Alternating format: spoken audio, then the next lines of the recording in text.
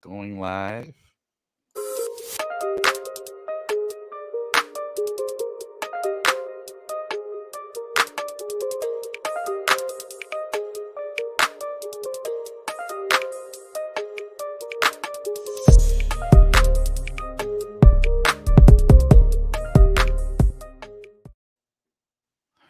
All right, what's up, you guys? Welcome to the first live episode of the Ask Alex Show. Man, this has been a long time coming because I've got nothing but constant emails about when are you going to do this show live? And, even though I'm good with technology and stuff, doing live and including my co host in a live has been extremely difficult for me. But I finally, after years of doing this, have figured it out. But I couldn't do this show without my amazing co host, Mr. Jeremy Branch. How are you doing today, Mr. I'm Jeremy? feeling us, man. I'm feeling us today. This is nice. I love that you've upgraded and we're doing it live now. I like Mm, that vibe. And then also I got mm, this new podcast mic set up. You mhm. got a nice graphics package going, man. I feel like we have taken it up at least a good step since the last time. So I'm glad to be here, man. Yeah, man. And I honestly I didn't think I could pull something like this off. I'm trying to cut off the feedback while I'm talking. Again, if you see any technical difficulties on this stream, it's because literally this is the first time I've done this. But I think for the most part I am good. Yep, I hear the feedback right there. Boom, fixed it. Okay. But yeah, so this is the first time we're doing this live. So I want to break down how this show's going to go. Before we get into our main topics today, we have one off the top we're going to talk about. But also, if you want your main topic or question on this show, guys, it is so simple. Send me an email at the theaskalexshow at gmail.com. That's the theaskalexshow at gmail.com. You submit your topic or question to me. More than likely, it's going to be right here on this show. And if you cannot watch us live, which we'll probably continue to do live shows from this point forward, you can definitely listen to the show on our podcast on the Spotify podcasting network. Just type in the Ask Alex Show. This episode will be available after the live stream is over. Normally, when you watch the pre-recorded shows, you see different graphics pop up.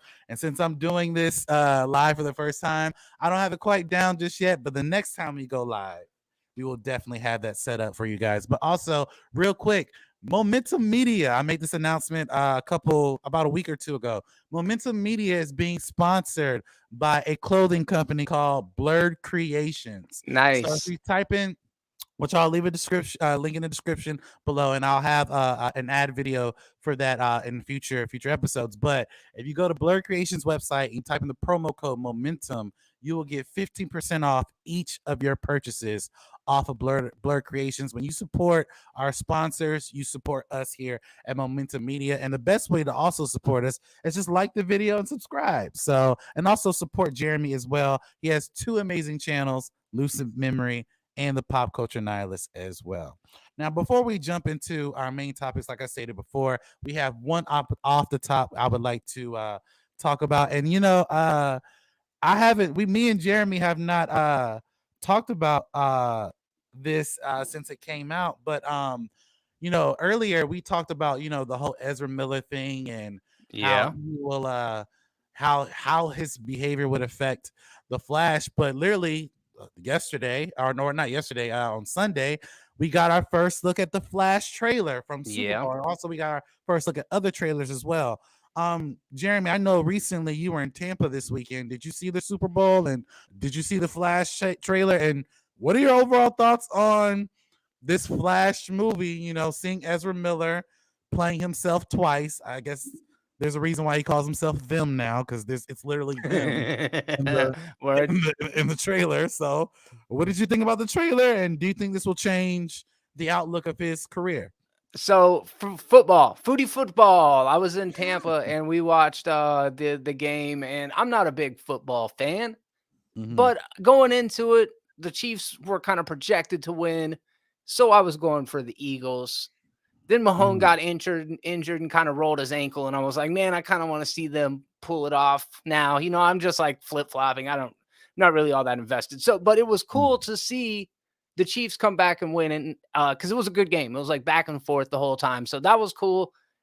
during the Super Bowl, my buddy Caleb, who I used to do a stream with over on the Pop Culture Nihilist channel, he hit me up and he said, dude, I'm confused.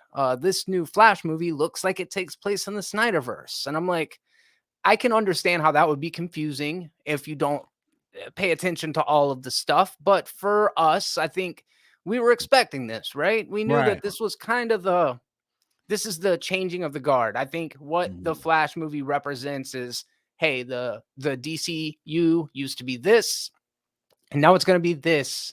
And the events of Flashpoint, whatever, happens within this movie, I think can reset the table so that it all changes gears while kind of narratively and thematically making sense within the context of the story. I'm not sure how well they'll pull it off, but I think that's the idea. And I also think somebody believes in this movie. Hell or high water, we've seen movies get canceled. We've seen celebrities for years now get canceled. Projects get shelved. People get thrown to the wayside for way worse than what Ezra Miller has done. Yet this movie has held on against the odds. Me and Alex, we've been talking about the Flash movie since probably 2018, something like that, give or take a little bit. And just coming back to it over and over again. This movie's not going to happen. We're not going to believe it until we see it. And then we get a trailer or like a teaser and we're like, all right, I guess it's happening. And then Ezra Miller just keeps on fucking up and doing everything that he can to make sure that this movie does not happen. But the people at Warner Brothers, they persisted and they said, no, we've got faith in this movie. This is one of the best superhero movies ever made. Excuse me about the bumping on the desk. And I saw the trailer and I thought it was great, man. I thought it was great. This is granted, we only get a little bit of what the performance is, but this feels like a good way to use Ezra's Barry Allen. The way that they've constructed a kind of emotional story around the reason why he wants to save this universe, even at the cost of the other universes. I like those emotional stakes. It's his connection to his mother. I love that we've got 1989 Batman back in it. I mean, come on, that's amazing.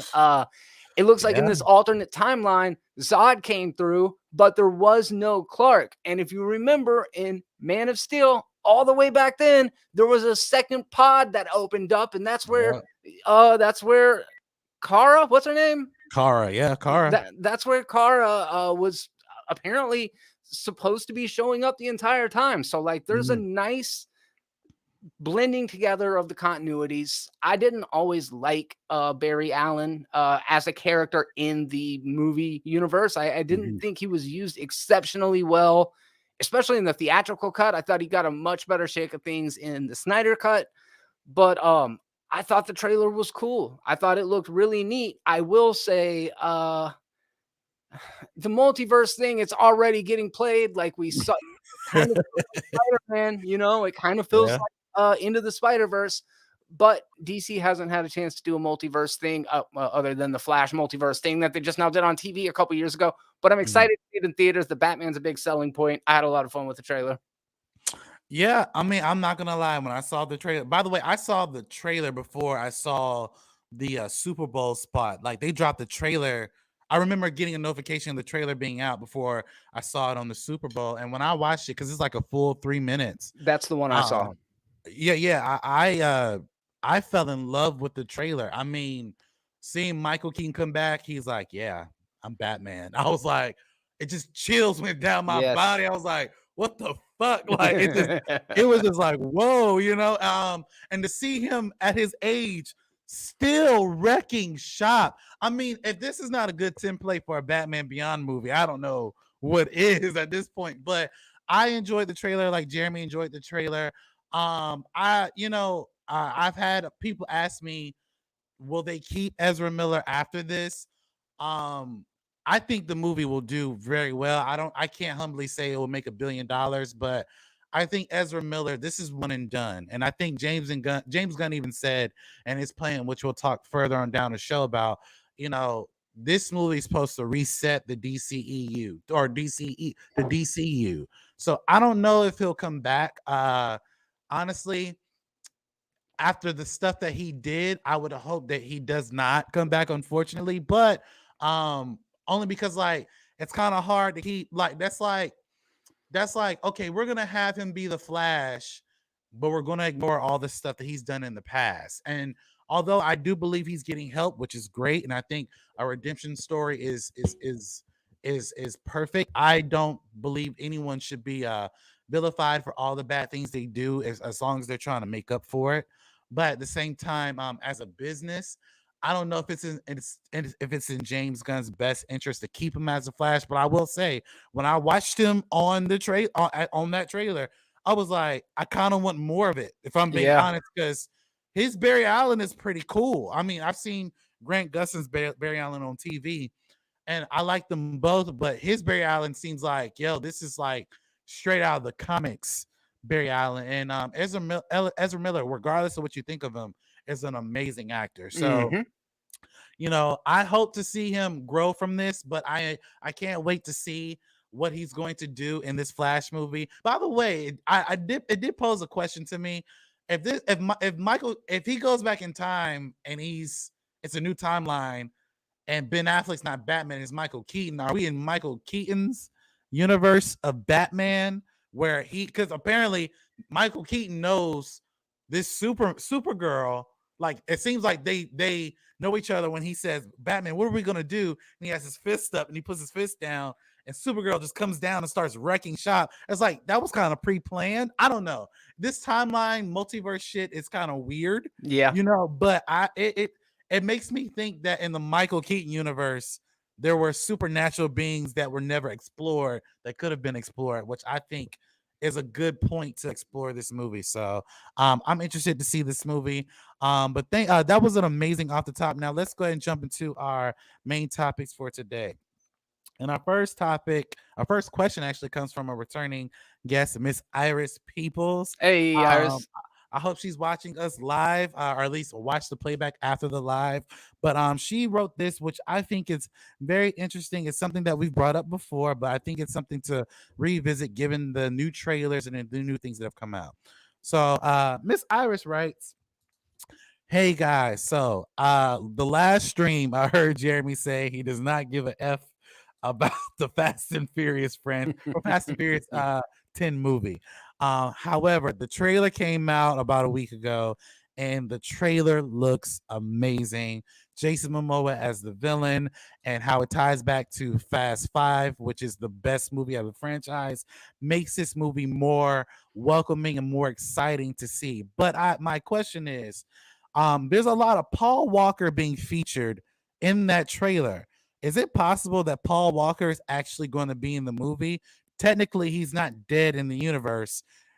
His character is not dead in the universe. So will he appear in Fast X?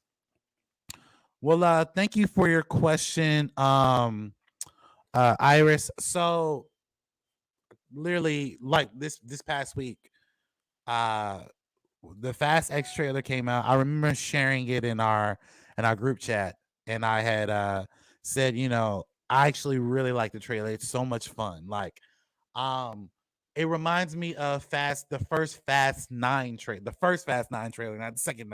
It's not the second one, the first one, and where it got me excited about the stunts and where they're going with the story. Like she stated in her question, it looks like they're tying this movie back to the events of Fast Five, which I guess Jason Momoa was probably the son of the guy who got killed in that movie, or some type of relative. Apparently, Jason Momoa was there during the whole Fast Five movie, and we never saw him. Right. And there's a scene in the trailer where where Jason Momoa's like, "Oh, here they come," and two helicopters just shoot like these they harpoon Dom's car, and he jumps off a fucking bridge and just destroys the helicopters. And I'm like, it's almost believable because of the fact of how heavy that car is and how light helicopters are. So it's kind of like they're not really bending physics. Now, if that car went to space in this movie, I'd been like, fuck this shit. Yeah. But it looks like they're going back to their roots of racing. I really enjoyed the trailer. But to answer your question, um, is Paul Walker's character Brian going to be in the movie because he's technically not dead in the universe, right? We just kind of saw him drive off. Um, well, this is what I'll say, and this is no insider information. Paul Walker's brother, Cody Walker, has been working closely with Sun Kang, who plays Han, and Tyrese and Vin Diesel. If you go to his Instagram page, he's promoting like a Fast and Furious event in different parts of the world. And he made a comment which he deleted. I had fun on set today. Now, if you put two photos between Paul Walker and Cody Walker, oh my God, they look like twins. It's wild. God, it is crazy. And Cody Walker actually filled in for Paul Walker in Fast 7 for some of the scenes that he didn't shoot, where they put him in and kind of CGI'd his face. Also in Fast 9, we saw Paul Walker's car drive up into the driveway, but we never seen anybody get out. Do I think Paul Walker's character will be in this movie? Honestly, I think at this time, I don't see why you shouldn't bring him back, to be honest. Because here's the thing. We recast characters all the time, and I don't think Cody Walker's an actor per se, but if he were to pursue acting, I think portraying his brother wouldn't be a hard feat, given the fact that he's kind of already done it before. Sure. And I wouldn't mind seeing Brian return back. Now, obviously, Paul Walker's not coming back because he's obviously gone. He's passed away. But I wouldn't mind seeing him come back. And given the fact that Paul Walker's character was a pivotal part of this franchise, I will say it does feel a little bit different with him not being there. I mean, with Fast 8 was a good movie.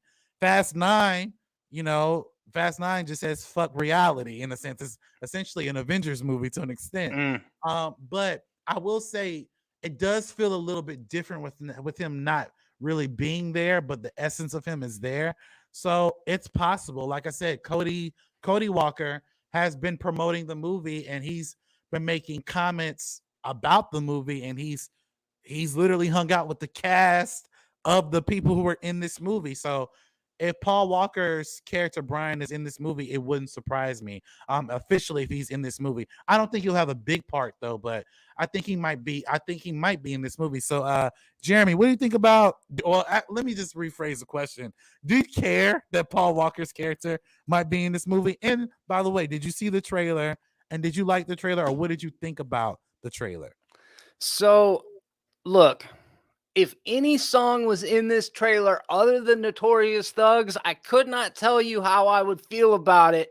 But as it stands, I am hyped for it. Like, the good song choice will carry a trailer a long ways, right? Like, it's just such a good song. And then Jason Momoa, Helen Mirren, Brie Larson. These people make interesting additions to the cast. Charlize Theron's hair looks the least crazy of the three movies that she's been in this movie. So there's a couple things going for it. I like the idea, speaking to what you said, that this movie is kind of taking it back a little bit, kind of stepping back from the realm of just being completely over the top and giving us something a little more grounded. If that's the case, I'm here for it. I wasn't seeing that so much in the trailer. It still looked wild to me, but you make some good points. I appreciate your perspective. Now, as far as the Paul Walker, Cody Walker of it all, I'd never seen a picture of the dude before. And once you mentioned it, I pulled it up, and it's uncanny. I mean, obviously they're brothers. They have a lot of similarities, but it's more than that. If you told me they were twins, I would have bought that, right? Interestingly, this is the franchise. Right? This is the franchise where if he had a twin brother, they can just bet on it and be like, oh my God, it's like he's back from the dead. No, actually, he had a twin brother the whole time. And we'd just be like, fuck it, I guess. You know what I'm saying? Like, sure, I can buy that. We've seen that kind of wild shit all the time. I mean, Han's in the movie. We clearly saw Han die. So I don't know how I feel about look, we've talked about this in a lot of other contexts in regards to Black Panther with Chadwick Boseman. In that case, I didn't like the idea of recasting T'Challa.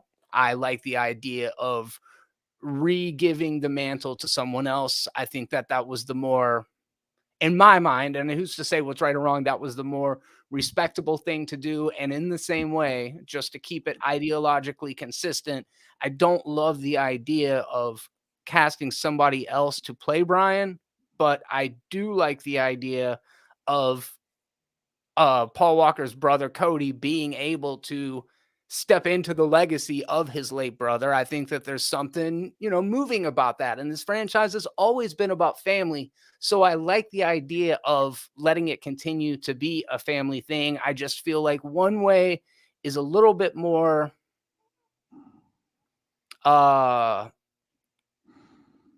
morally safe, I guess is the best way to phrase it. I feel like One Way feels a little bit weird. The other way is, it might feel a little bit goofy, but I feel like it also stays true to the spirit of the franchise, which is Brian had a brother. Brian had a twin brother. And if they do that, I would not be shocked. But I will say that after this trailer and after the use of that Bone and Biggie song, I'm more excited than I was going into it. Yeah, and I actually agree with Jeremy. In this case, it's a little bit different because um Paul Walker's family has been involved with the franchise. His brothers have been involved at least. And if you were to replace Paul Walker's character with his actual brother who looks just like him, I wouldn't personally bat an eye. You made a great comparison with Chadwick Boseman's recasting. People were talking literally about his recasting the day after his death, and I was just like, I don't know if that's a good fit right now because it's just like, it's kind of fresh. Mm-hmm. Years gone by since his death. Would I be okay with them recasting T'Challa? Probably so, but I mean, because of the fact that we're in multiverse now, so you That's can just fair. literally bring anybody and say, "Oh, they're T'Challa." But what I did like about Phase 4 was again what you mentioned, passing on the mantle. But given the fact that in this particular franchise, we never saw Brian die, like that character die, Yes. versus like they just basically said he just went off his merry way. In Black Panther, they acknowledged the fact that T'Challa is gone. Mm-hmm. So like it's a very slippery slope, but I would say like Jeremy, in this particular case, I'd be okay with it. But what do you guys think? Do you think that Brian is going to return in Fast X? Do you think Cody Walker will reprise his brother's role? Do you think it's a good fit for this movie? Jump to the comment section below and let us know your thoughts. Now we have one more. Oh no, we have another question coming from Mr. Keith Beers, and his question is actually regarding the Academy. Ooh, fun. So Mr. Keith Beers writes, "Hey guys, so recently, the Academy of Motion Pictures and Science, the president Janet Yang, basically gave her 2 cents about what happened on Oscar night. She believed that the Oscars response to Will Smith slapping Chris Rock was an inadequate response. It should have been handled a little bit better. I just would like to know, given the circumstances of what has happened, do you think that their response could have been better, or do you think it could have been handled differently? What are your thoughts to the Academy's president Janet Yang's quotes?" Well, thank you for your question, Keith. Sorry, I just had to switch some screens from my computer.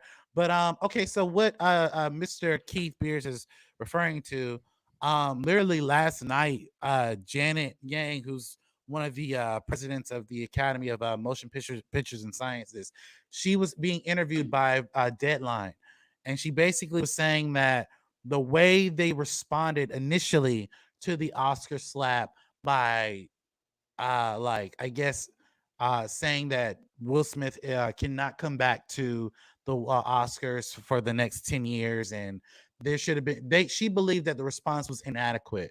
She also believed that it could have been handled differently. There could have been security. It could have been set up in a way where no violence violence would have taken place that day. Now, to answer the question directly, what are my thoughts about her comments? Me and Jeremy and even Ian, we've talked about what happened that night. I will say I agree with her that her response initially, the Academy's response initially was inadequate because the first thing they said, I remember, we're going to launch a full investigation into this. I was like, what is there to investigate? The whole world saw Yeah. Will Smith walk on stage and slap Chris Rock. Chris Rock. Is there a CIA presence that we don't know about? Like, what are we investigating? Like, Yeah. so that was their first response. I think personally, if it were me, if I were Chris Rock, I think they should have. I don't think Will Smith probably should have gotten arrested. He should have not been able to get his award that night.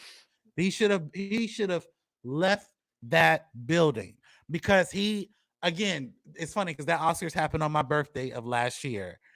That night will always be remembered of the slap. 2022 Oscars, just put slap next to it. Everybody will remember that shit.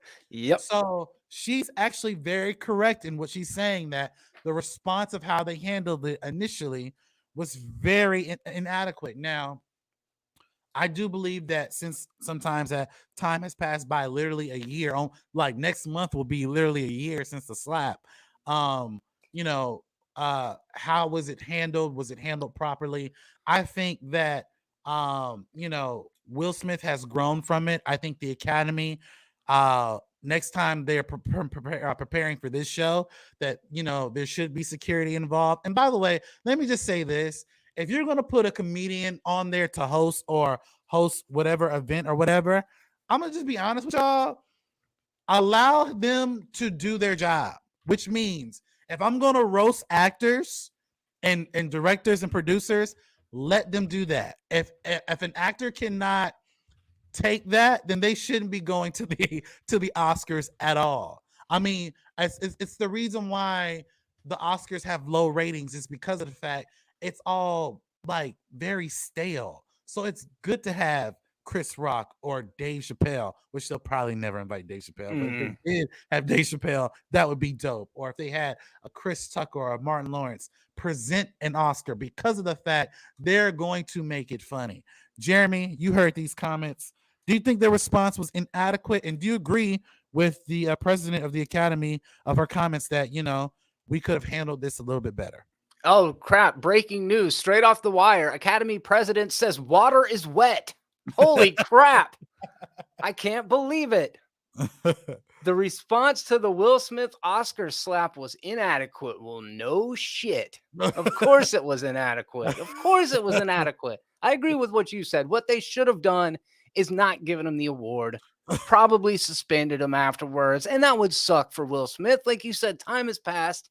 I'm not mad at the guy. Matter of fact, that's the best fucking Oscars that's ever happened. You know what I'm saying? That's the most interesting thing, that's the most interesting thing. There was that one time when Marlon Brando had a Native American come up and accept his Oscar on behalf of him. And it was like a big political statement and people got mad and John Wayne wanted to hit her or something. That was interesting. If it's not for there was that time when Joaquin Phoenix gave that crazy speech about eating cattle or something. That's where the Oscars shines, when it's Hollywood being fucking crazy. You know what I'm saying? That's what I want to see. So I'm not mad at it. I'm not mad at Will Smith. I'm glad the reaction was poor. If things would have went according to plan, nobody be talking about that Oscars anymore. So this is great. I might even watch the Oscars if I find out that Will Smith is going to be there. Just, I love a wild card. You know what I mean? I don't know what's going to happen. But it's not, they've learned their lesson. And now it's going to be boring as shit, just the way that's supposed to be. I don't care about the Oscars, man. That's the most exciting thing that I've ever seen come out of the Oscars. But of course, it was handled inadequately. There's some other things that I want to talk to you about, and obviously now's not the time. But that Andrea Riseborough thing is pretty interesting. Uh, Yo, bring that up because I saw that and I'm kind of wondering what's your take on that. so Andrea Riseborough is Uh-huh. an actress that has Mhm. starred in a couple of films that I really like. The one that I think about her most from is that she plays the title character in the Nicolas Cage movie Mandy. Yep. She's in a movie that came out this year that, Nobody ironically, saw. no, I haven't seen it. Alex probably hadn't seen it. It's like Yeah. four something, whatever her Mhm. name, the character is. And it's Mhm. about a woman who wins the lottery and then has like a downward spiral and Mhm. her life is affected by it. It was like Mhm. I want to say like a $50,000 movie, Yep. tiny budget. Yep. She basically ran a grassroots Oscars campaign. She has network industry insider friends, everybody from Kate Winslet to Kate Blanchett to people whose names are not Kate. I mean, there's like a lot of people. Edward Norton was lobbying for it on Twitter. Yep. All of these people that saw this movie either loved it and legitimately thought that it deserved all of the positive praise that it was getting, or B, Mhm. Hollywood nepotism, and they were just hooking their homie up. And I don't know that either way is wrong because this movie didn't have the multi-million-dollar budget that a lot of these Oscar contenders have to going into their Oscar campaign. So Mhm. on one hand, this could have been a win for independent filmmaking and a way to kind of be a disruptor and break your way into the conversation. Or it could be a case of Hollywood nepotism and a failure on the part of the Academy to allow something like this to happen, while other notable actresses in particular were not mentioned in the conversation. I think that there's a lot to mine from that, but I would like to know what camp you fall in, Alex. Was this a win for a underseen, underappreciated actress who's got a great body of work, even if she's not a household name? Or Mhm. did this represent a case of Hollywood nepotism potentially knocking out performances from women of color like Viola Davis or Viola Davis and things like that? Do you have a opinion on it? And then I guess I'll weigh in on mine real quick. Um, Let me just say the movie he's referring to, I forget the title. So I tried to look it up and I couldn't find it. Because I forgot the actress's full name. I did see the movie. I saw the movie actually about 2 weeks ago. You can buy it off of Amazon. I bought it off Amazon. I watched it, and I see why it's a $50,000 movie. But the actress, in regards to this question, she's acting her ass off. Oh my God. She's acting her ass off. As an actor, it challenges me. Like if she could do that with with a budget of $50,000 and what she was able to accomplish, the type of emotion she was able to accomplish, wow, like she's acting her ass off. But to answer your question, which camp do I fall in under? I And you don't kind of have to, it doesn't have to be one or the other, but do you, lean one side? I kind of lean in the more so actress getting her due, only because of this, to address the nepotism. Because Deadline and Variety did a really good job investigating this. Lobbying for a movie is not necessarily uh they didn't do anything against the Academy rules. Mm. Basically, what they did was they promoted a movie. Her friends who were in the industry promoted a movie that she was in because they seen it and they loved it, and they told Twitter and Instagram everyone who's a part of the Academy should watch this movie, and the voting body should watch this movie. And if you're an Academy board member, I think you should give her movie the same consideration like you would Spielberg. However, when you look at the other side of that, those same people in Hollywood didn't do that for like a Viola Davis or for like other people of color who had movies that stand the test of time, just like that. Like for instance, I don't remember people lobbying for Wakanda Forever in terms of Angela Bassett's performance. We knew that she was going to get nominated for it, but I don't remember people getting on Twitter tweeting, "Hey, Academy members, you should watch Wakanda Forever just for Angela Bassett's performance." So I think both things can be true. However, I don't lean lean the other way, only because if you watch the movie, it's actually really good. And from an indie film standpoint, it's actually shot really good. It's a good story, and the actress is acting her ass off. I think that movie was better than The Fablemans. And I think the Wow. reason why Steven Spielberg is getting considered for the Oscars, I know he's not considered every year, but every time he is considered, it's because of the fact it's Steven Spielberg. It's that legacy. Exactly. And it's not, and I'm not saying that because I'm not saying that he doesn't make great movies, but let's be very clear. There's a lot of movies that he's put out that the MCU trumps over and over and over and over. And we talked about this before. The Oscars normally vote for the smaller drama, woke, if you will, films than they do the spectacle. Mm. So if we're going to talk about her film in particular, it kind of fits that narrative. But what people are saying is that because she has friends in the industry and they're promoting this movie, which is not necessarily illegal to do, you know, she's getting a lot of unnecessary clout for a movie that nobody saw, which to an extent I see the point, but like I said, if you watch the movie, it's really good. But after hearing my points about it, what do you think? Yeah, everything you brought up is very valid. On one hand, I inherently like to root for the underdog. Like the Mm-hmm. fact that she did kind of come out of obscurity at the last minute and became a serious contender in this race is interesting.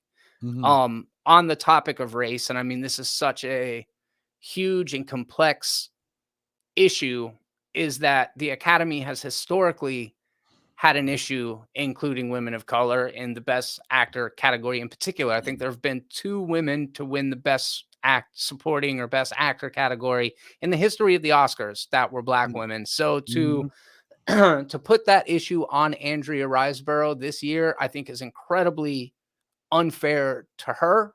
Now, Mm-hmm. look, if there was something that came out that said that Danielle Deadweiler was on the list and she got bumped off because Andrea Riseborough got put on, or Angela Bassett was on the list and she got bumped off because Andrea Riseborough was put on, that would add a shade of nuance to the conversation, and we will Mm-hmm. never know if that's the case or not.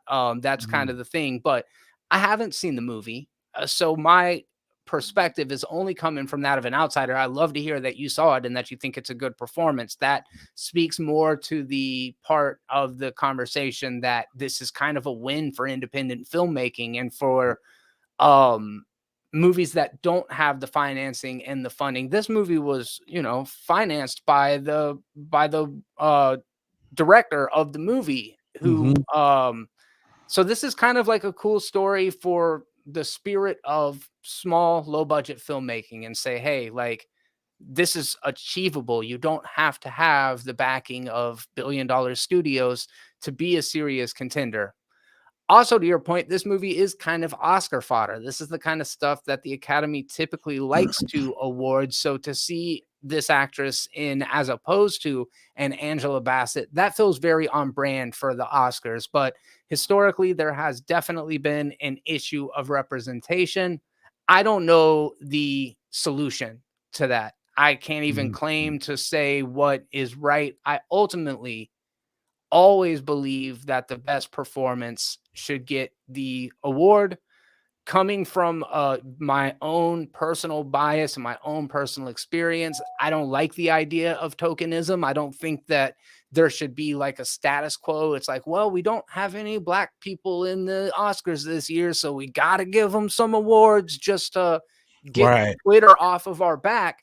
But I do believe that there are phenomenal performances being given every year by black actors, and sometimes they get nominated, other times they don't, and sometimes when they get nominated and deserve the wins, they don't get them. But this is such a microcosm of something that is systemic and something that is so much bigger than the Academy. We can just look at that and do the hashtag Oscars so white thing, and then the Oscars can try to placate that by overcorrecting, and then a couple years later we're right back to square one. So I guess my best contribution to this conversation is, if my voice ever finds its way to any Black filmmakers or aspiring filmmakers, get out there and make kick-ass movies and show those people that you can break into the industry in the same way.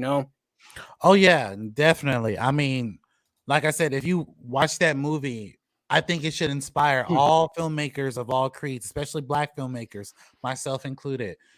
You can you can essentially take any budget as long as you have a talented cast, and I'm talking about actors who really love this shit, bro. You can make, I mean, you can do wonders with $50,000. Now it's sad that no one saw the movie, but I will say this: lobbying for a film is not necessarily illegal. We can get into who lobby is it for. We can get into the prospects of, well, she had big name actresses and people in the industry lobbying for It's her. true. I mean, which she did, but you know, and again, that's not illegal, but at the same time, I wish the same energy is kept for a Viola Davis. Because if you watch, I don't think Woman King is a great movie, but her performance in that movie was really good. Angela Bassett's performance in Wakanda Forever was Awesome. amazing. That's part of the reason that kept most people engaged in that movie. And in Wakanda Forever, I love that movie, but let's be clear, it's not Black Panther first. It's not Black Panther 1. So I think that the Academy does need to do a better job in consideration for particular films, but I don't think that this case in particular, this falls into, oh well, her friends basically put her in this position. No, if you watch that movie, she put herself in that position. So, but thank you for that, because that was actually a really dope topic. But Yeah, what do you good guys? good input. Oh, anytime, man. But yeah. But what do you guys think? What do you guys think about the Oscars responding to the idiotic response they gave for Will Smith? And what do you think about Academy members lobbying for some of their friends? Just jump into the comment section below and let us know your thoughts. And guys, we got one more question that I wanted to answer, because I've never talked about this with Jeremy or Ian. And next time when we have Ian, I would love to get his perspective on this as well. But this question comes from a first time viewer, Mr. Devon Goddard. I don't know if I pronounced that wrong or right, but if you're watching live, I do apologize if I pronounced that wrong. But he writes, "Hey guys, been first. This is one of my first times watching. Or I've been watching the show, but this is my first time submitting a question. Welcome. I just wanted to know, what is your take on James Gunn's announcement of reshaping the DCEU or DCU? It looks like he's keeping a few things, but also now resetting a few things. How do you feel about the Elseworlds division and then also the main division of the DCU? Love to hear your thoughts." Well, thank you for your question, Devon. So the end of January, literally January 31st, uh, James Gunn came out with a full plan of what he's going to do. We got Superman Legacy, Batman Brave and the Bold, The Authority, Swamp Thing, Waller, a bunch of HBO Max properties, and some animated properties.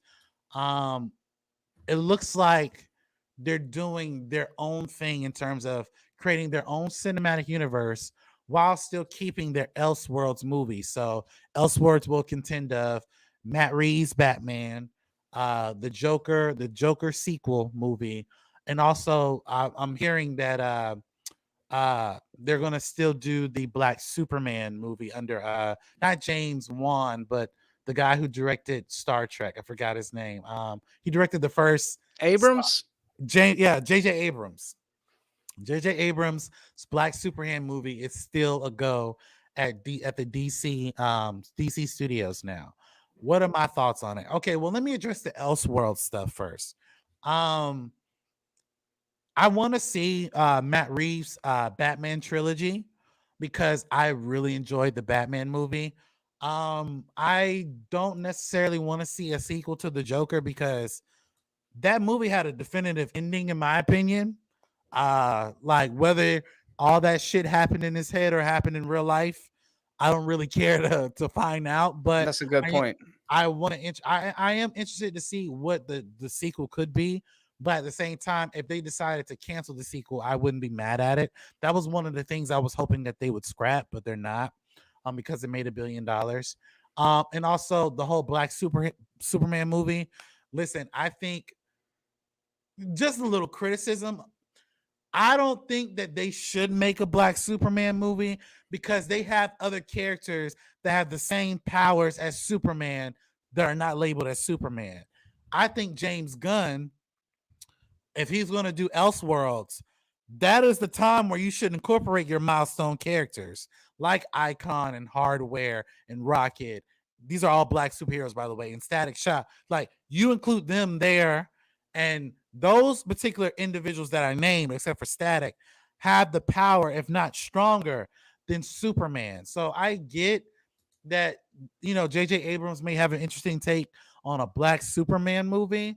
Um, I don't really care to see that, in my opinion, because like I said, just make something different if you're going to do Elseworlds. And I feel like Elseworlds is the kind of like the Fox universe of the X-Men, where they made their own X-Men movies and none of their movies really connected to one another. They just told their own individual stories, like X-Men Origins, X-Men Wolverine Origins does not really connect to X-Men 1 No. because there's so many contradictions in between it. Just like Deadpool doesn't really connect to the X-Men because Deadpool takes place in a certain pocket universe, right? So I'm interested to see what they'll do with Elseworlds, with the Batman and other projects, but I don't really want to see the Joker, nor do I want to see a Black Superman movie. But if I go to the DCU of the things that they have announced, I'm more so interested in the Authority movie because I've read the Authority. The Authority is like Guardians of the Galaxy mixed with the boys. It is so fucking insane. And if it's going to be a film, which I think it is, it's either a film or on HBO Max. If they go the wacky Guardians route mixed in with the boys with a little bit of Invincible and Doom Patrol, oh my god. It is going to be fucking amazing. And these are not heroes. These are, I wouldn't even call them anti-heroes. They are villains who believe the world should be governed in a certain way. And that's why I said, like, it's like boys featuring Guardians of the Galaxy. It's like literally those two put together, because if you watch the boys, they're not really heroes either. Like, they're not. They're a bunch of superpowered jackasses. But they believe that the world should be governed a certain way. So I'm really interested in the Authority. I'm actually interested in the Batman movie, The Brave and the Bold, because they're actually introducing a Robin. We haven't gotten a Robin, aside from Titans, we haven't gotten a Robin in feature film since Batman and Robin. And whatever you think of Batman and Robin, I actually like the Robin character. Now they're going to be introducing Damian Wayne, which is Batman's son, which leads me to believe that this Batman's probably going to be in his probably mid 40s, because apparently James Gunn did say we're getting an introduction of the Bat family. I would say another thing I'm interested in the DC universe would be the Waller series. Apparently, they're keeping Viola Davis after they do the big reset, and also to address certain things. Jason Momoa's obviously going to stay Aquaman. Gal Gadot, I think, is still going to be Wonder Woman. It's up in the air. I hope we may see her, because in that press release, they're doing a prequel series to the Wonder Woman movie on HBO Max, which is kind of like a Game of Thrones type of show that James Gunn kind of described it to be. So I am interested in the plan, but I'm going to say this, and this might be a little bit controversial. I'm glad they are differing from the MCU. I just want them to have a perfect execution. Everything that they announce, I'm not really all excited for, but I want to see how it's executed. Again, I wasn't excited for Peacemaker. When I saw Peacemaker, I can't wait for season 2. It doesn't look like he's going to get a season 2, at least anytime soon. But I wasn't excited for it, because if you read Peacemaker, he's a shitty character. But if you watch the show, it's an amazing, amazing show. So, Jeremy, you heard what was announced. Do you think what do you think about what was announced? Are you excited for what was announced? And is there anything that like piques your interest in the new slate of movies? All right, look, dude. I want to dive into this. I think this is a conversation that is worthy of some discussion. So I'm going to try to touch on the Mhm, several points that you just now made, and mhm, then maybe we can go through. I've got the list in front of me and just mhm, kind of give a little blurb about mhm. each of the different projects. You Okay. down? I'm down. Let's All do it. right, hell yeah. Okay, so first of all, I like that DC is doing the Elseworlds thing because I was such a big fan of Matt Reeves' Batman. Mhm, Going into that, the last thing the world needed was another Batman movie, but I'm a sucker, right? Like mhm, I'm excited about the new Flash movie because Batman's in it. mhm, I like Batman as a character. I thought Matt Reeves did an excellent job with him. I am excited for certain projects that have been announced, something like Swamp Thing, because I feel like there's some interesting narrative potential and some cool visual stuff and some dark themes that they could handle within something like that. mhm, Your synopsis of The Authority, that piques my interest. I think that's really cool. From what I understand, they're also kind of an analog of the Justice League, and that there's a clear analog for a Superman character and a clear analog for a Batman character, and mhm, they're gay lovers, which is kind of interesting. So, like, mhm, there are some projects that seem like, yeah, James Gunn feels like a good fit for that. There are other things that I'm less interested in. Your point about a black Superman, I find to be interesting. And I also tend to agree only because historically there has been this crutch of, well, maybe black superheroes don't have the instantly recognizable name of their white counterparts. There's always the argument of create new characters if you want to have the next big superhero. So, on one hand, if you make a black Superman movie, everybody talks about it. On the other hand, you know it's going to be extremely divisive just inherently because of the fact that it's Superman and he's, historically he's been portrayed a certain way. I'm not opposed to the idea of a black Superman movie. It seems a little lazy right now while we have all of this other great slate of black characters that black audiences are interested in, and we could see them for the first time on screen instead of for the 10th time on screen. So I like your take. I also understand why they would say, well, this is a trusted IP. Isn't it better to give people representation of something they will see as opposed to something that will bomb? I mean, there's all sorts of nuances there, but I don't like the idea of continuously going back to the same well, unless it's Batman. That said, I think the DC is corny. I've always thought the DC universe was corny. Like, Stan Lee and Steve Ditko, they understood way back in the 1960s that the DC slate was not relatable. Batman is relatable. There's other ones. You could give me a list of exceptions to the rule, but for the most part, they were so outside of the realm of human experience that it was hard to relate with them. I always found Superman to be too altruistic. So I appreciated the grim dark take that Zack Snyder was trying to do, even if it didn't work for me. That said, I'm not the Superman fan. So when they announced this new Superman and his idealism and all of that stuff, and it resonates with Superman fans, that's fantastic because I'm not necessarily one of them. When you announce Brave and the Bold, I don't like Batman paired with superheroes or characters with Sidekicks. superpowers. Yes, Yeah. even yes, or children sidekicks. I Yeah. think Batman works best on his own. Isn't it funny that what DC is doing right now is every TV series they announce, they're like, it's like this thing, it's like this thing, and it's like everything that they're saying it's like is like the greatest television series of all time. Green Lantern is like True Detective. Themyscira is like Game of Thrones. This is like that, and that is like this. And it's like all you're doing is naming popular shit. We get it. We like that thing, so maybe we'll like this thing. And I'm sure it'll be good because your point about Peacemaker, absolutely spot on. So overall, I don't really care that much about the Justice League.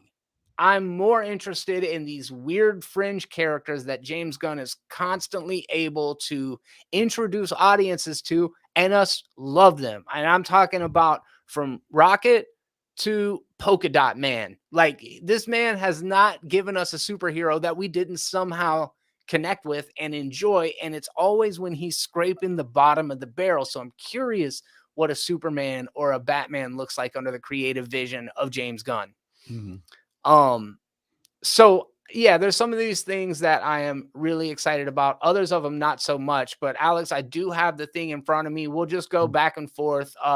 Okay. And just kind of give general thoughts on it. There's a new DC TV series called Creature Commandos. It's Mhm. written by James Gunn, and it's got Amanda Waller, obviously voiced by Viola Davis, in it. And it's a super team of monstrous prisoners, similar to the classic Universal Monsters lineup. It is animated. What are your thoughts on this one? So I've read Creatures Commandos. Not a huge fan of it. I am excited. I'll say this. I'm open to it, but the way James Gunn described it makes it seem like it's like DC's version of Invincible. Mm, So I am interested to see it because of the fact I do love Invincible, but it's kind of like what you point out. Like what they're doing is like you said, the Lancers is like True Detective. The this Wonder Woman prequel is like Game of Thrones, and it's okay to have comparisons. I'm not necessarily against that, but I kind of want it to find its own identity. I don't yes, want it to be like, oh, I watched this show and it's literally just like Invincible. agreed. So I'm interested in it, but their animated content, which I'll say real quickly, I don't necessarily agree with them connecting everything together, including animated stuff. I don't.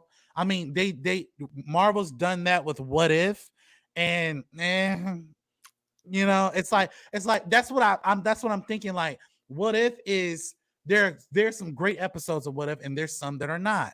With Yeah. this, I'm like, how what are you trying to show us for the DCU in terms of connecting all of this shit together? So that's where I kind of lie with that. Yeah, I think that's a good point. I'm excited about it because Gunn is so directly involved in it. I also am a mark for the Universal Classic Monsters. The fact that there's a wolf man and a vampire and a creature from the Black Lagoon.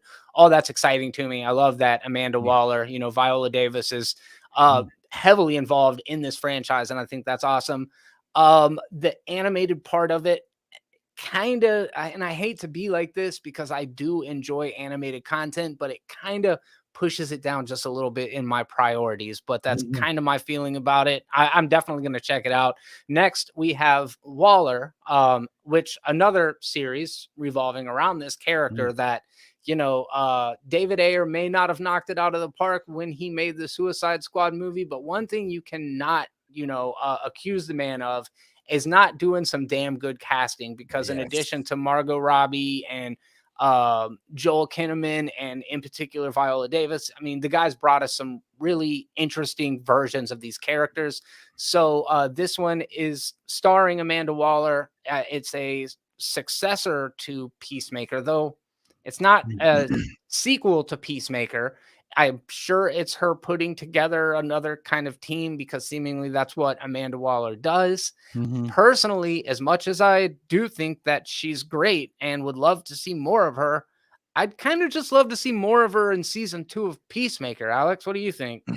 I agree. I kind of wanted her more in Peacemaker season 2, but the reason why I'm really excited about Amanda Waller's series, Amanda Waller is the equivalent of Nick Fury.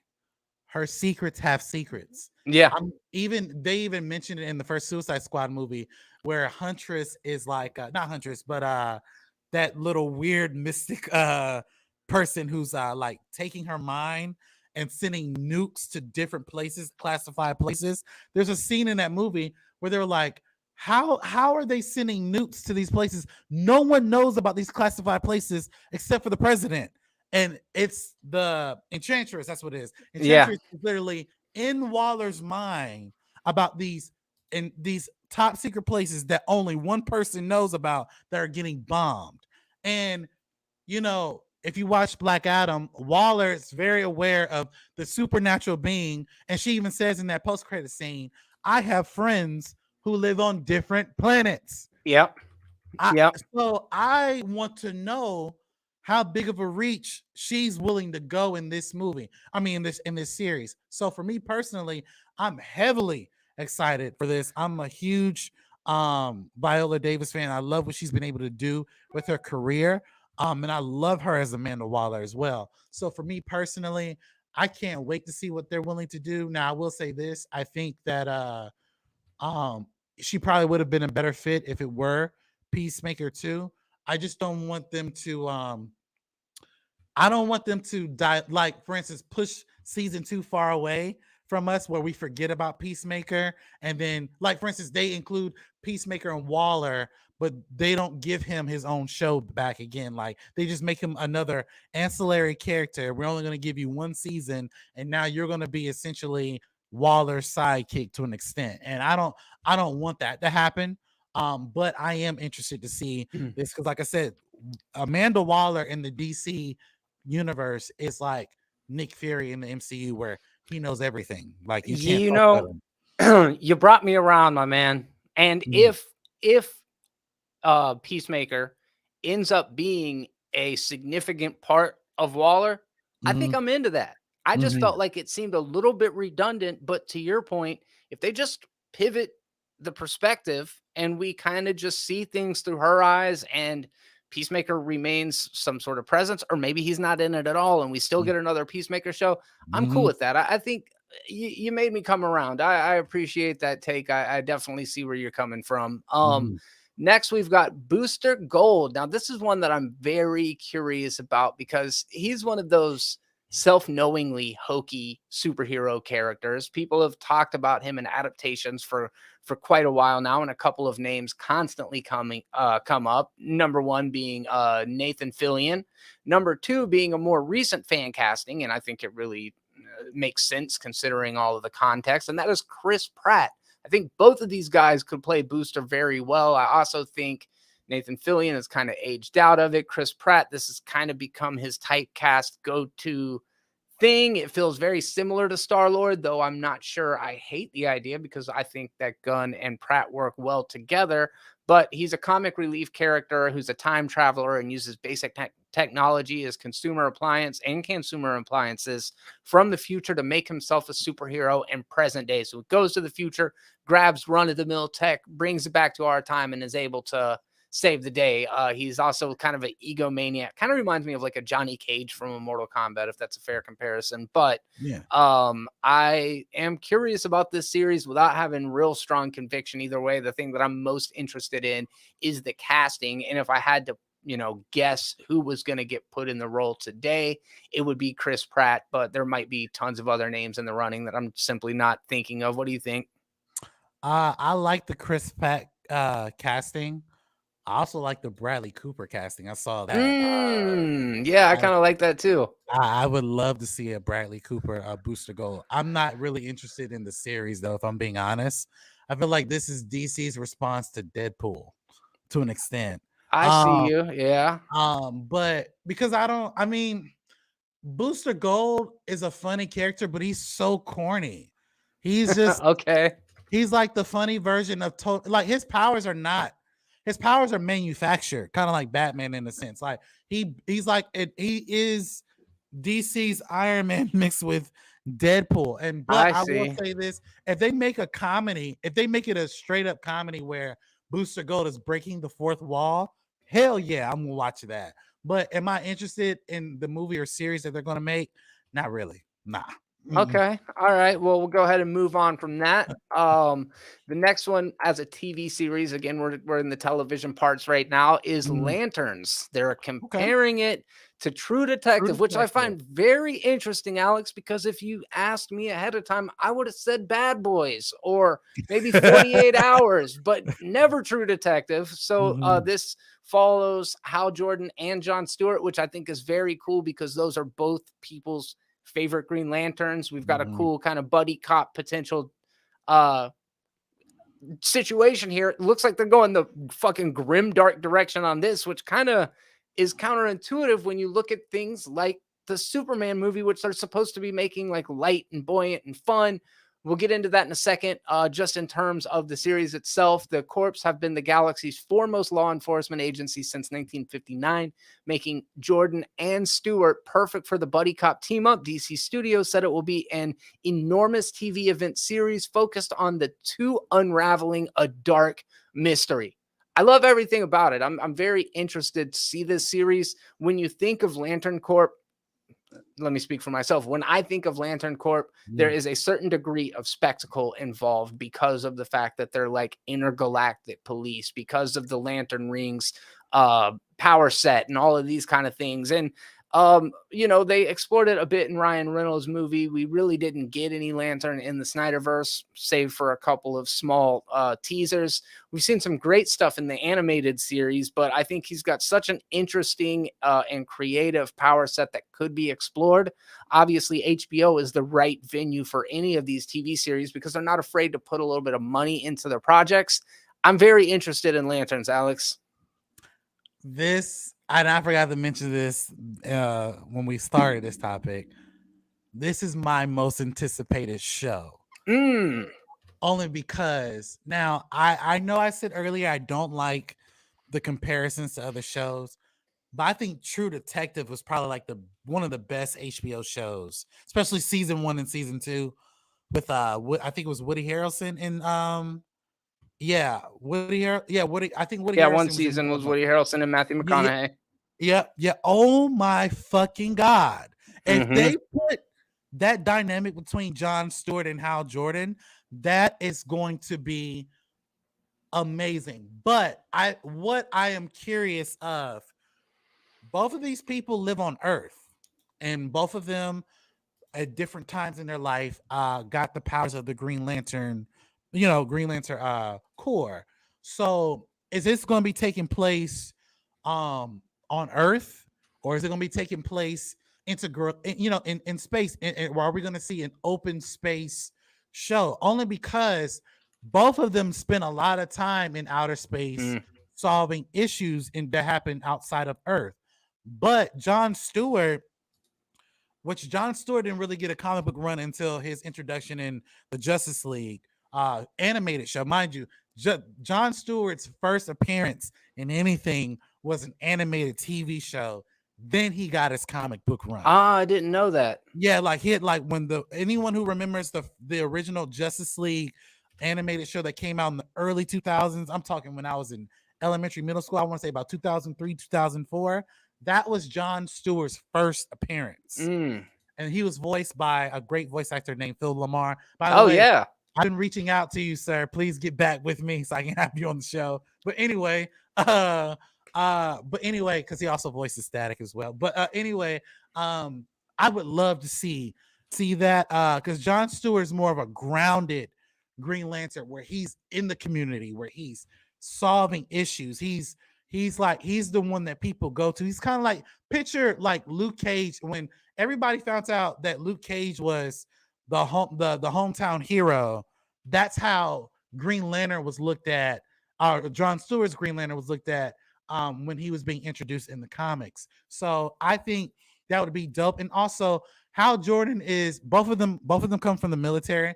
So I would love to see what their dynamics are. Hal Jordan was never really like a smart ass per se, but I can't really get how Ryan Reynolds his take on the character out of my head. So if they made Hal Jordan like somewhat of the smart ass to Jon Stewart's seriousness, I think that would be dope. Kind of like Bad Boys, like Martin and Will Smith. If they did a dynamic like that, but more serious with the True Detective vibe, it's going to be an amazing show. Yeah, absolutely. I echo a lot of what you said there. I learned something new about the Green Lantern today, which is cool. I did not realize that Jon Stewart was originally the animated character. So one last one in the realm of television series. I'd love for you to weigh in first on this one. It's called Paradise Lost. It's set in Themyscira, so it will touch on Wonder Woman's history and character arc. It's not sure if she'll star in it, though, and the drama focuses on the genesis and political intrigue of an island of all women. and it sounds very Game of Thronesy. What do you think, man? So, and Jeremy knows this. I'm not a huge fan of Game of Thrones, but Jeremy told me a lot about the prequel series, House of the House of Dragon. the Dragon, And I watched House of the Dragon, and someone who's not into like wizards and dragons and shit, I loved that show. Nice. I love that show. At least season 1. I actually got through a season of that and actually enjoying the moments because they had a lot of great action, but also a lot of great dialogue and the time jump Yes. in between each episode. It was like what, every 10, 15 years or whatever. It chronologically made sense. I didn't feel like I was lost in a sense. So I enjoyed it. Now, this is someone again who doesn't really watch the wizardry of that type of stuff. The mascara. And maybe this may sound kind of misogynistic, and I hate to say that because I'm for women being badasses. I just have a hard time believing that they're gonna do this show and whoever they're facing up against, let's say they face like an army full of men and women. I have a hard time believing that those women are so powerful that they just fuck every person up. I do, and that's not because even if you watch Wonder Woman 1 and Wonder Woman 2, I mean, in the first movie, she didn't really win that fight with Ares. And Ares is the god of war or whatever. She did, but she didn't. I mean, she struggled. If you watch Wonder Woman 84, that hot garbage. Cheetah was a joke. And then like it's not something that I just am heavily interested in. I don't think Gal Gadot really needs to be in this, to be honest. But I will say this. I think we got enough of the history of the mascara from the first movie to dive deeper into that. I guess the politics, if you will, of that. I don't really know what it's going to look like. And again, this is James Gunn, and Peter Safran, so they're amazing creatives. So I can't wait to see what they do. So I'm not going to prejudge it. But again, I have a hard time believing all of these women, regardless of what color they are. I have a hard time believing that they live on an island and whatever thing that they face, they were able to get through it because they're badass women. I mean, listen, I love Wakanda forever, but they got their ass whooped by Namor and his people. And yes, Wakanda, Wakanda is a fortress, and even that got raided. So you mean to tell me that these women are just that bad of a badass that they can't be rated by anything? I don't know. So how do you feel about that? First of all, you're a real piece of work, buddy. Second of all, I respect it, man. I respect it. I'm shocked, man. I'm shocked. Dude, let me just say the most politically correct version of this. I love the idea of it. I love the idea of it being an all-female cast. These days, I don't even know exactly what that looks like, but I do love the idea of it being an island full of women. There is the inevitable possibility that they are only going to go up against dudes as the foes, which, let's be honest, man, racism and sexism and all that shit, it does go both ways. There's such a thing as a correction, and then there's such a thing as an overcorrection where you're just shitting on the people, and you're not going to win the hearts and minds of people that way.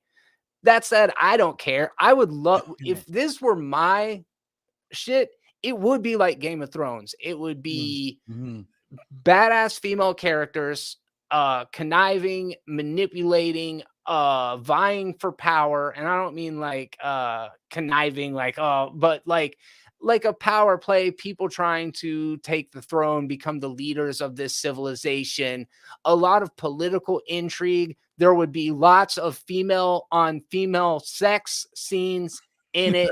It would be like a hardcore, like those old 1970s prison movies like that Quentin Tarantino likes and shit. Yeah. I would lean into the subversiveness of it. Hell, Orange is the New Black did it a little bit, but like in an all-female environment, why wouldn't it be like this. Like they even mentioned in the original Wonder Woman, like, you know, men don't have to be there for women to be pleasured. I think that would be a very real part of the society. I Yeah. liked what they did in Wonder Woman 1984 with the flashback. I like the idea of Themyscira to me is cool. I'm very interested on how you cast a series that is all female. Where does that line begin and end as into what is a female? I seems like it's confusing these days. And then also, Mhm. what are the forces that they're going against? They're clearly not going to be all female. Hopefully, they're not all male. We'll see what they do with it. I imagine a lot of the conflict is going to come from within in the first place, and that's what I'm the most interested in. I think this shit's got a lot of potential to be really interesting.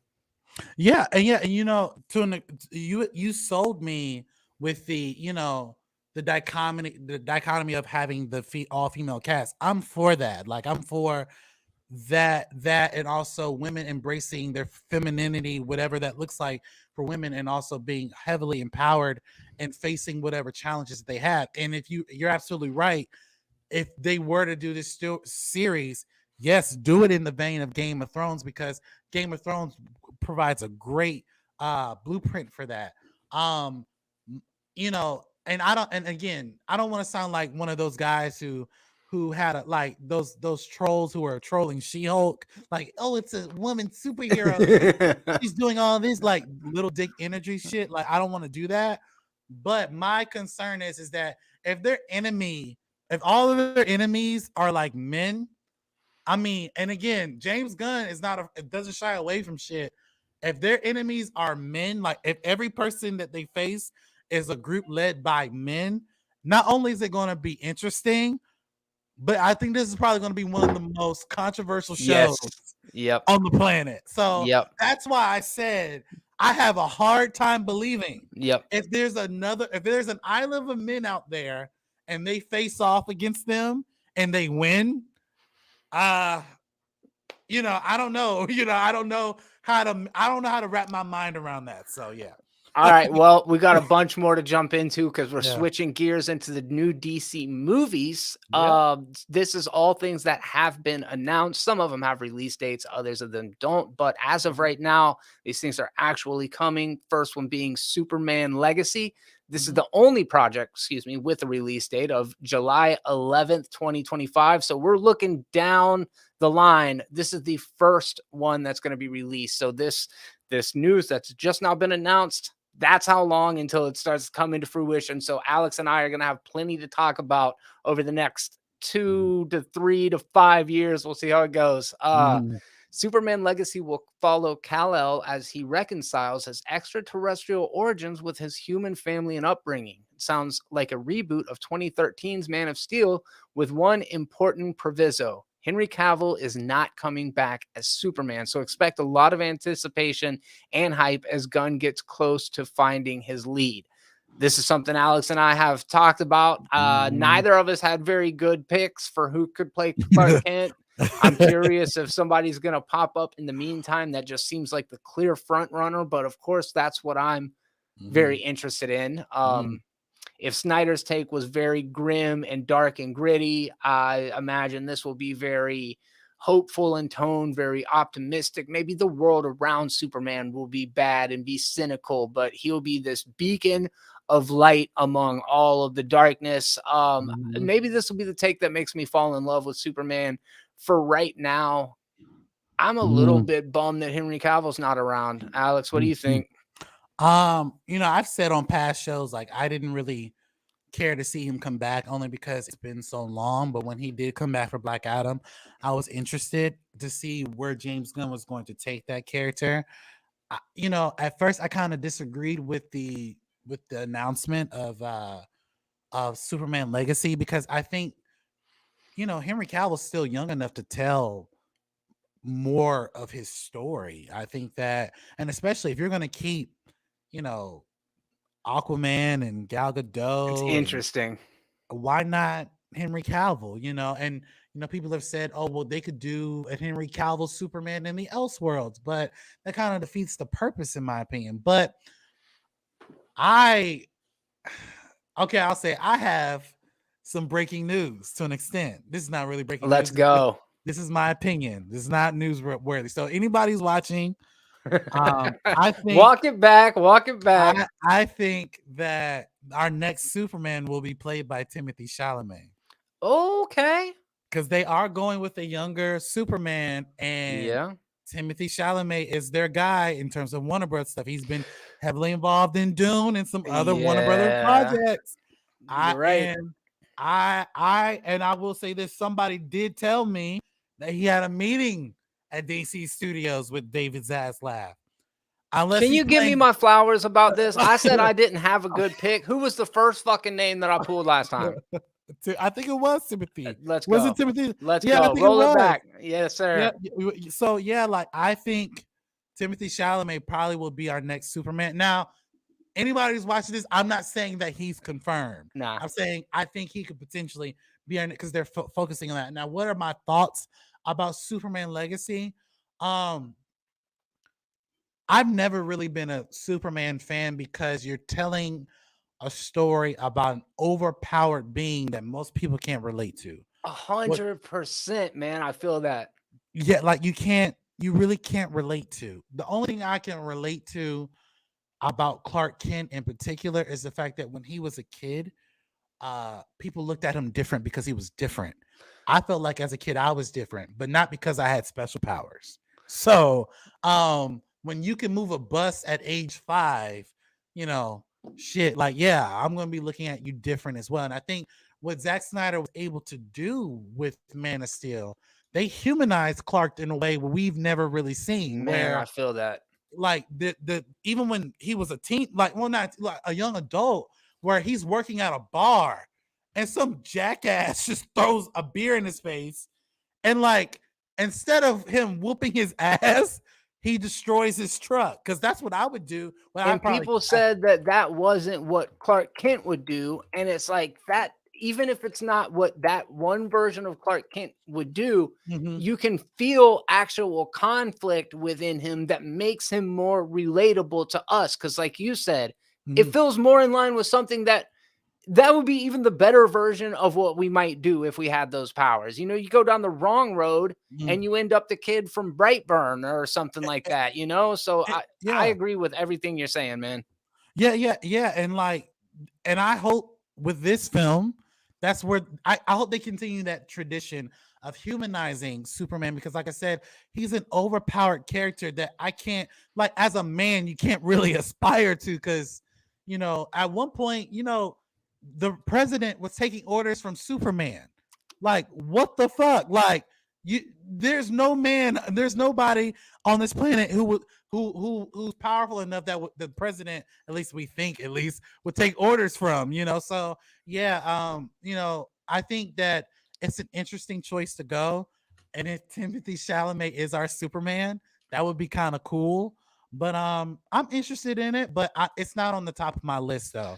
So, all right. Yeah, man, good points. I really, that resonated with me a lot. The next one we got is The Authority, and we did both talk about that one a little bit. I think one interesting addition is to mention that it's the first appearance of Wildstorm canon in the DC universe. Wildstorm was a comic book publication that was absorbed by DC back in the early 2000s, I believe. Maybe it was the end of the 90s, but that'll be cool to kind of see this other comics house, folded into the DC canon. So that's cool. And then we didn't really get into it. I feel like we've got more conversation to mine out of this final announcement before we wrap this up. And oh, no, sorry, we got a couple more. Okay, quickly. The Brave and the Bold, Alex. I weighed in on Superman first last time. So what do you think about a Silver Age comics adaptation called The Brave and the Bold, that starred Batman and Robin in crossover stories with other DC characters? It was also a title of a 3-season Batman animated series. And the DCU will introduce its Batman and Robin in this unusual father-son story inspired by Grant Morrison's comic series. From what I understand, this is Dick Grayson and not... Wait. No, it's Damian Wayne. Yes, thank you. This is Damian Wayne and not Dick Grayson. Damian Wayne is known as a more hard-edged Robin, which kind of tonally confuses me when I think of Brave and the Bold, but my main entry point to it is that DC animated series. So Alex, did you see the DC animated series, and what are your thoughts on Brave and the Bold? So I did see the DC animated series that actually came out when I was like, I think towards the end of middle school going into high school. Okay. And if you watch the animated series, it's a very lightweight take of Batman. Like Batman's more, it's not the Dark Knight. Like he's more a little bit like lighter in tone.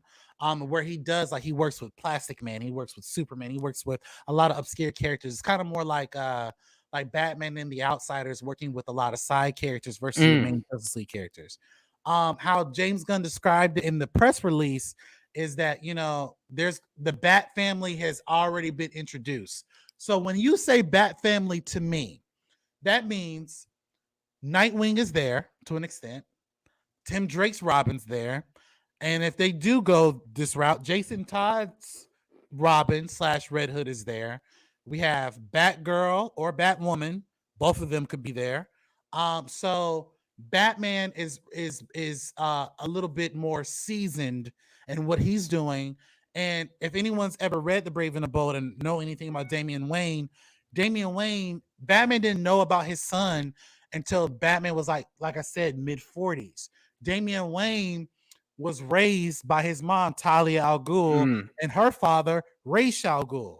If anyone knows about the League of Assassins, they kill motherfuckers without, like, they just, like, think of Ra's al Ghul in Batman Begins, where he killed criminals just because. You didn't give a fuck what they could have stole a piece of gum, death. That's how, is how serious they are. And Damian Wayne comes from that same cloth. Now, I'm interested to see it only because if you watch their dynamics, Bruce Wayne's never really been like a father. I mean, he kind of has in a sense by raising the other Bat family. But this is his biological son. And Damian Wayne, who's been trained by one of the best assassins in the world, is like challenging his father. Like, listen, you can't tell me what to do because I'll beat your ass. Like, he says that shit to Batman. And Dick Grayson has never said that. Tim Drake has never said that. Now Jason Todd has, because he's a little crazy, but like your own, like, imagine your own son telling you, listen, I'm gonna do what the fuck I want to do, and you're not gonna stop me because I'll beat your ass. And I'm like, if James Gunn does that in a way where there's that father-son dynamic, and mind you, Batman doesn't find out about his son until his son's like 12. And mind you, at 12, he's a badass. Now, here's where the criticism comes in. Jeremy, I would love to hear your take on this.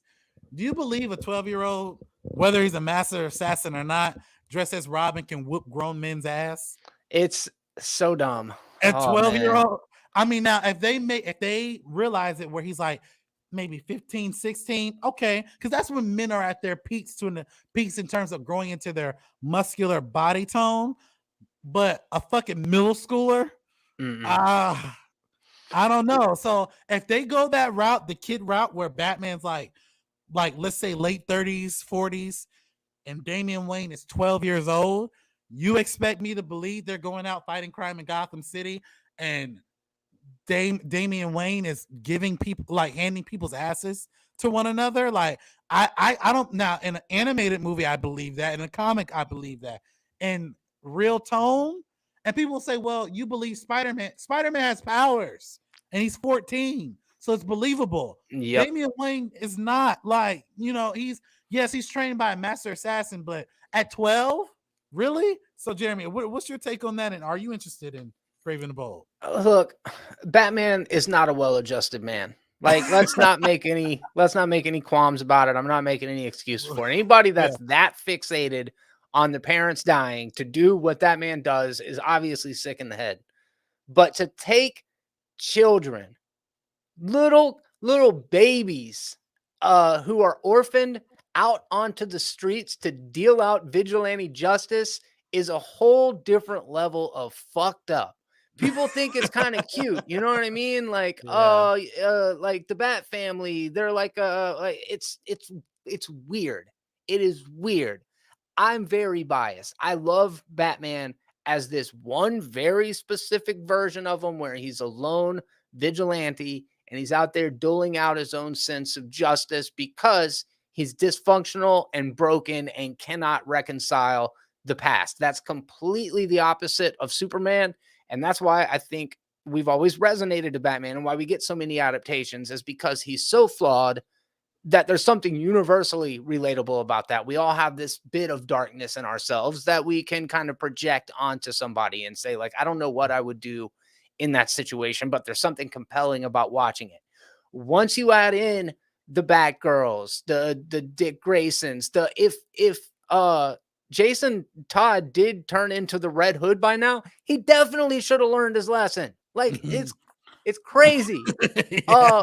The Oracle, man, come on. He's getting these kids fucked up like Yeah. over and over again. Stop it, Batman. Stop projecting your dysfunction onto children. We saw the movie Kick-Ass, and it shows how crazy Big Daddy was for taking Hit Girl out there.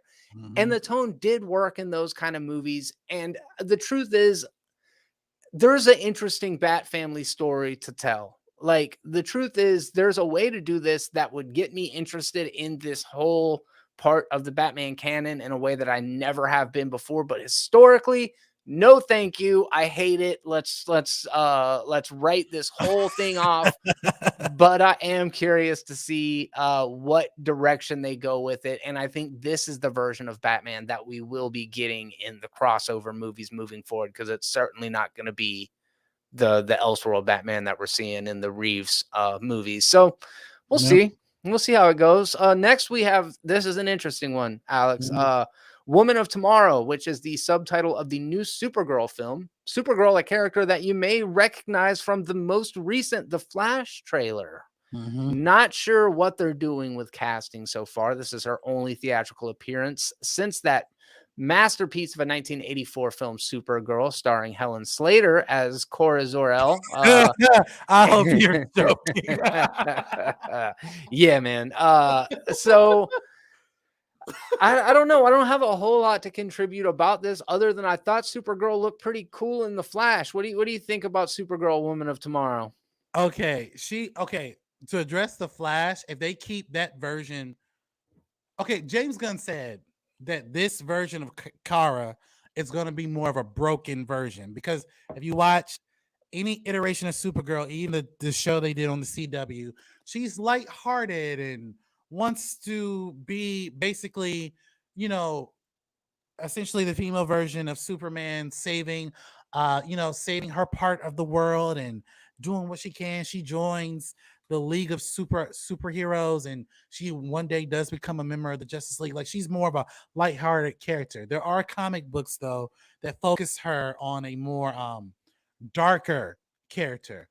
When we got that Flash trailer, there was nothing lighthearted about that Supergirl that we saw. She was mad. She was pissed. She was pissed. She was hot. It was kind of awesome. If they do that for this film, I'm interested. But to answer the general question, should we get this film? Hell no. Hit me. Hell no. Only because I don't. Supergirl's villains are okay. So how are you? If you're going to introduce Superman in this universe and Supergirl, they share the same villains. So what are we doing? Are we playing? Okay, Superman gets Brainiac and Supergirl gets Metallo, and they're in the same. They both live essentially in the same city.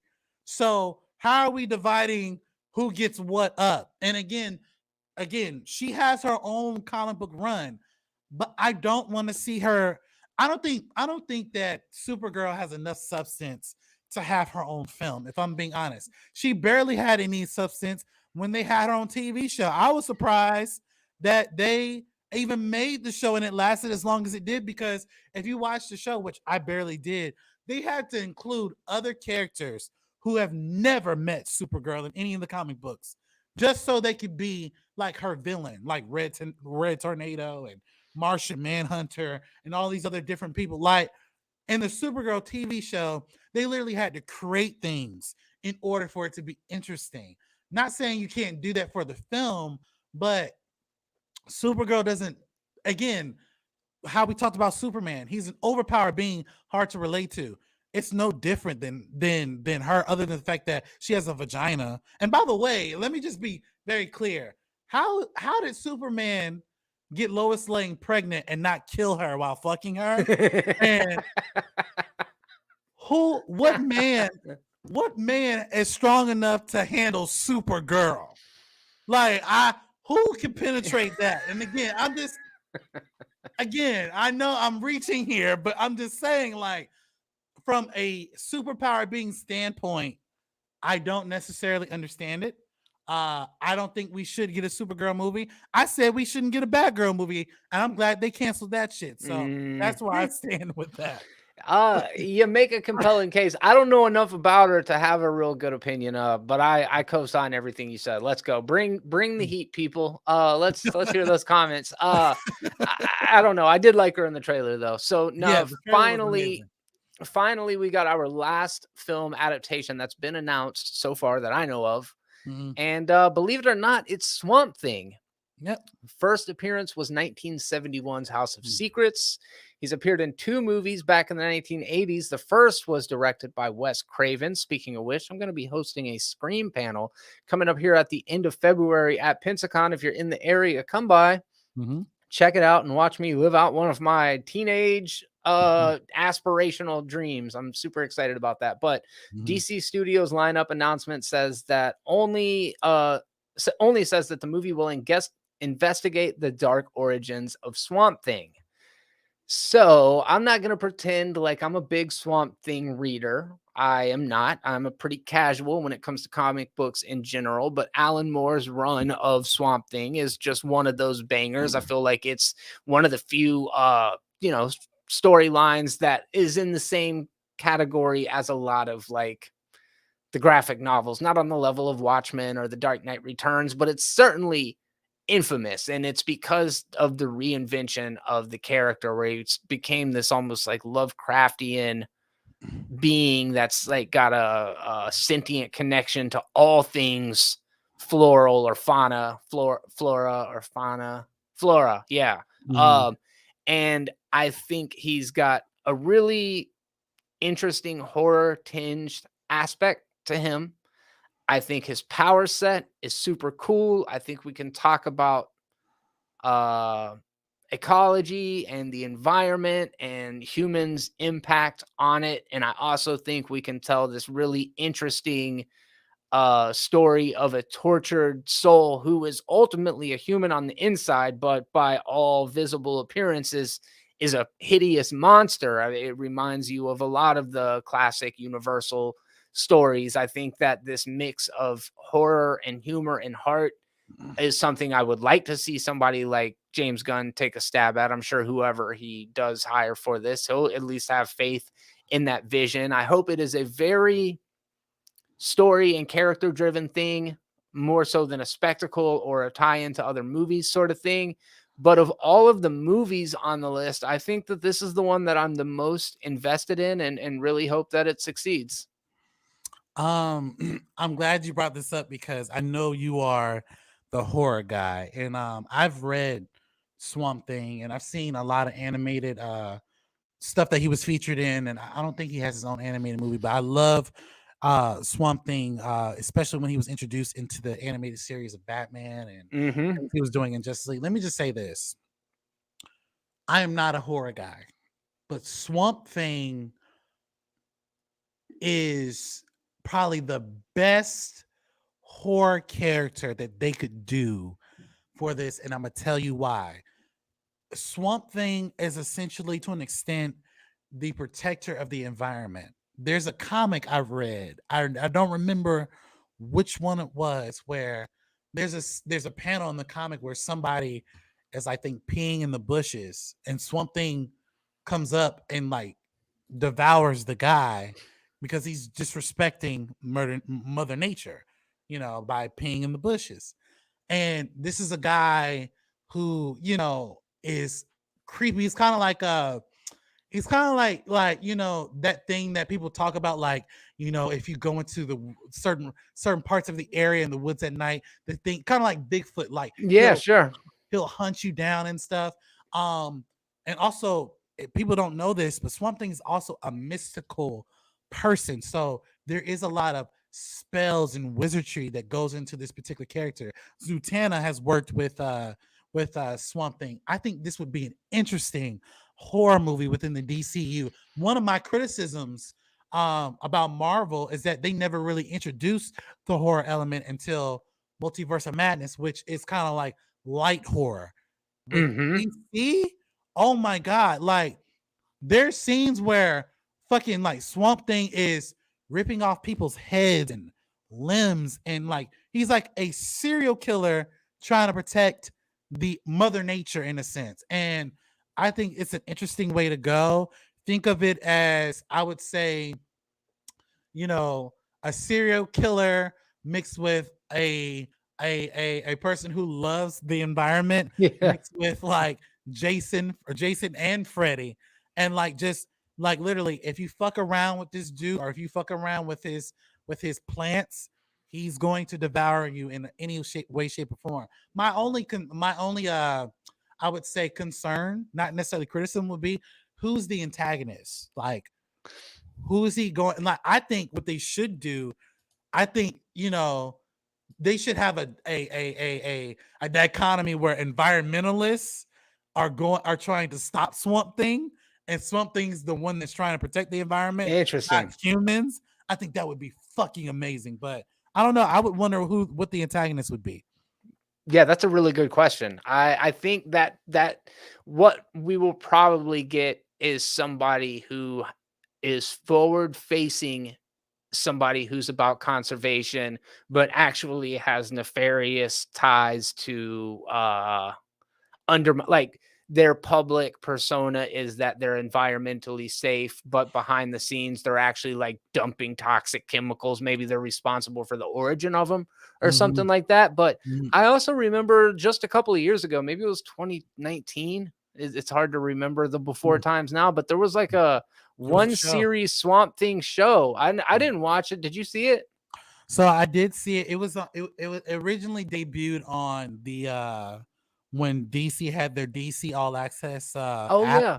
Mm-hmm. which nobody really bought, unfortunately, and then everything kind of moved over to HBO Max. I did see it, and I would say, mind you, that show got canceled after the first episode aired. Like Oh they announced the wow. cancellation of it. The first two episodes are really good because they tell the origin of how Swamp Thing came about. What they didn't do well, as they made Swamp Thing more so a hero than they did a anti-hero or a villain, which I didn't necessarily agree with. So I don't think that they should take the place of that. And by the way, that show actually ended up on the CW. So you can, if you download the CW app, you can watch that show now. Okay. Which they kind of toned down to an extent. But yeah, if you read Swamp Thing, which he is in that animated show that we talked about as well, he is he's like wrecking shop. He's kind of like King Shark of the Suicide Squad, but protecting the environment and fucking around with anybody who he feels is being disrespected by. So yeah, there was a show that came out that I don't think that did Swamp Thing justice, but with James Gunn, anything's possible with this particular movie. And if they're gonna go horror, this is the way to go. Man, we did a deep dive into all things DC Studios. I had a good time. Yeah, man, and thank you for that. And I know we spent a good almost an hour on that particular topic. But what do you guys think about what James Gunn thought? I know I got a lot of questions about it. What are my thoughts of what was announced? And I wanted to do it properly, at least with one or if not both of my co-hosts, because I want to get their takes on it too, just not my perspective on it as well. But that's where I stand with the DCU with James Gunn's plan. This is where Jeremy stands. I'm sure Ian has a particular perspective on it. We'll get from that later as well. But what do you guys think about the newly announced slate for the DCEU or DCU? Are you excited for it? Do you think it will rival Marvel? Just jump into the comment section below. Let us know your thoughts. And that will do it for today's first live episode of the Ask Alex Show. Before I tell you to comment and subscribe, Jeremy, I want to thank you for being on the show with this first live show with me, because I've done plenty of live shows with Jeremy on his channel. I've done live shows with other people's channels, on Ian's channel. I've never done one on my own with any of my co-hosts. So I appreciate you doing this with me, because I know live can be completely different. So I appreciate you riding this wave with me. I feel like it was a success, man, but I guess they need to let us know down in the comment section if you enjoyed the format. Also, Alex, I'm pretty sure you've got a fantastic standalone video. I know you do the topics each individually, but I have a feeling that this DC discussion is a really good video in itself. So if y'all do enjoy that type of content, make sure to let us know. And sharing is caring. If you want to help spread the word of the Ask Alex show, the very best thing you can do is keep those questions coming, because you are the lifeblood of the show. But then also share that shit out, man. We really do appreciate you helping get the word out. Yeah, and I really do appreciate it. I started this experiment where I just was going to only share on YouTube. Now that I'm getting my feet back wet in terms of getting used to being live now, I'm definitely going to be sharing it out on social media, and also all my other different contacts with the different movie groups I'm a part of. So definitely get this out. The Ask Alex show moving forward will always be live now. So I can't wait for you guys to be a part of the show. And I want to thank people who did jump into the comment section.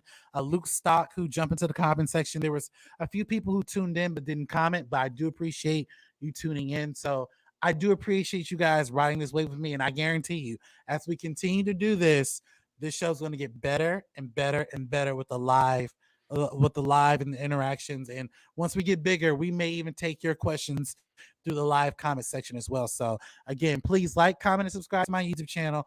And also, please go support Jeremy at Lucid Memory. He just put out a very dope video of the Dark Vader synthwave. Yeah, thanks, man. I was listening to it on my way home one day. Oh my God, he's amazing at what he does. Check out Lucid Memory, and also check out the Pop Culture Nihilist as well, when he puts out content as well.